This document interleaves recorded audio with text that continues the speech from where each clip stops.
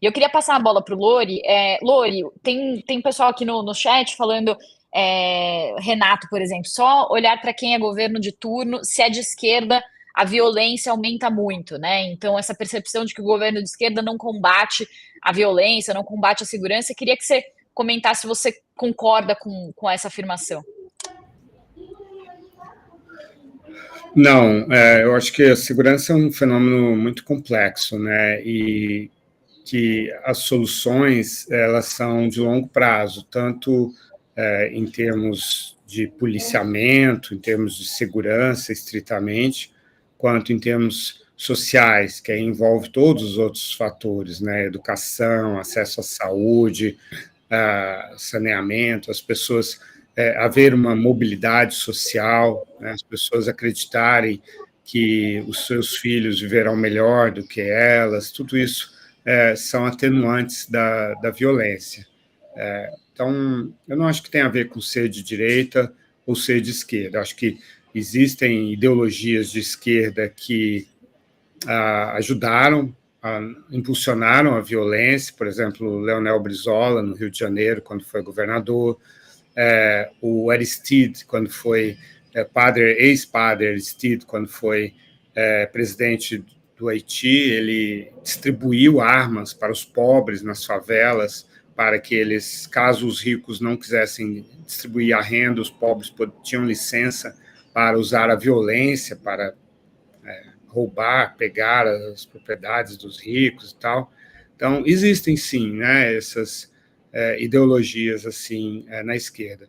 Mas na direita também existem visões assim muito limitadas, né, de que você, com a brutalidade da polícia, você resolve o problema da violência, e muitas vezes você estimula a violência, a polícia passa a ser um problema, em vez de parte da solução, com corrupção e com violência, como acontece aqui no Brasil. Nós temos uma polícia corrupta e violenta, né? Claro que não são todos os policiais, existem muitos policiais honestos e não violentos, mas existe uma ideologia de violência e de corrupção no Brasil, uma cultura de corrupção, né? E também existem as milícias, né, que geralmente são aceitas pela direita, né, como aconteceu na Colômbia, os paramilitares colombianos, essas forças de vigilantes privados que começam geralmente protegendo fazendas, empresas e acabam se tornando parte do problema também, como acontece no Rio de Janeiro.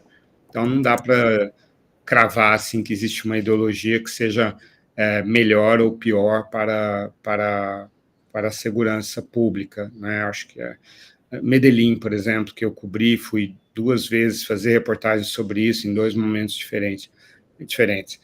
Ali, exatamente, o que chama a atenção é a falta de uma ideologia, a falta de politização, de partidarização.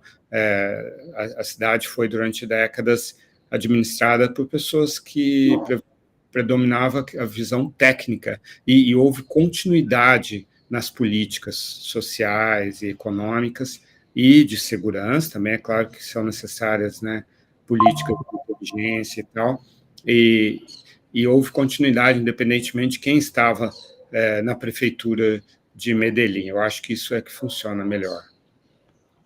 A Lu queria comentar alguma coisa sobre isso, né, Lu? Sim, na verdade eu queria só, eu falei muito do CAST, mas eu não falei da Hara, e é muito interessante porque tem venezuelanos aqui no Chile que têm direito a voto. E essa questão do que vai acontecer com os migrantes divide inclusive eles, porque tem venezuelanos regularizados aqui que acabam sofrendo preconceito por causa dos não regularizados. Então, tem venezuelanos que estão a favor do CAS por causa dessa política, né, de expulsar os que não estão regularizados.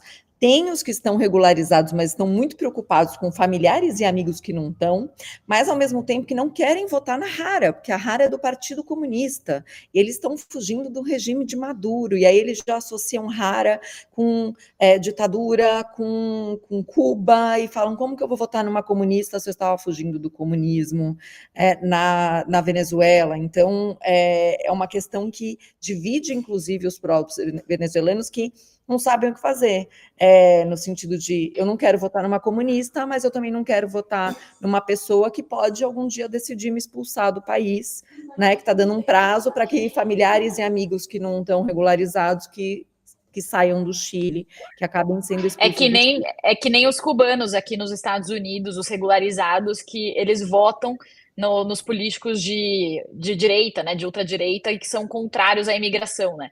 E tem esse trauma, até Marco Rubio, só para dar um pequeno exemplo, secretário de Estado. Muito rapidamente, Lu, quais são as chances de ter algum tipo de meio termo, algum tipo de negociação aí? Porque isso vai depender, inclusive, do Congresso, né? Do parlamento chileno, quem vai ter maioria, como vai ser. Você vê algum caminho para algum tipo de negociação ou vai ser dois extremismos mesmo e é isso?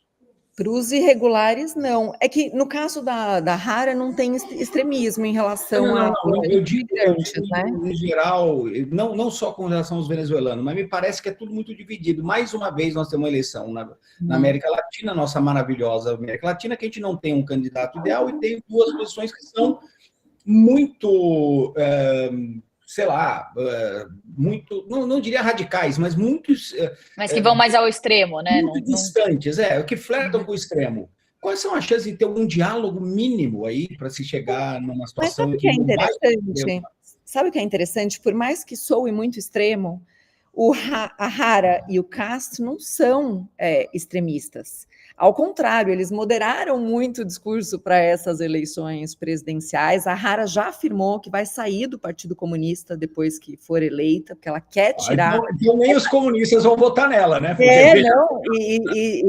Então, claro, estão magoados com isso. Ela quer tirar essa sombra do Partido Comunista, moderou muito seu discurso, e o Castro também. O Castro, nas eleições anteriores, falava muito duramente contra aborto, tinha essa questão valórica muito presente, e nessas eleições ele acabou centrando em economia, cortar gastos e a questão da violência, migração, porque ele quer atrair eleitores, não quer perder eleitores pelo risco, por exemplo, de proibir, porque é possível que haja uma proibição do aborto para os casos em que é permitido, aqui no Chile, que é estupro, se eu não me engano, é uma formação fetal.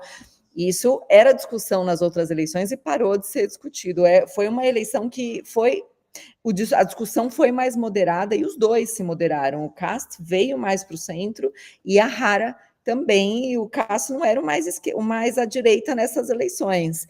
Moderou o discurso, mas na questão dos migrantes, eu acho que ele vai ser bastante radical. Eu não acho que ele vai amenizar.